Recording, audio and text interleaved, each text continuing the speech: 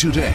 Don't ignore the snore. It's an all-day Local 4 special event. Snorer in your bed? It's more than just annoying. They've actually documented hearing loss in wives of heavy snorers. But besides putting a strain on relationships, sawing logs can actually signal major medical issues. That's why we're dedicating the entire day to share vital information on this condition that affects so many families. Demonstrations, a phone bank, plus we actually have an expert who can read the snore. On air and online, don't ignore the snore. All day today.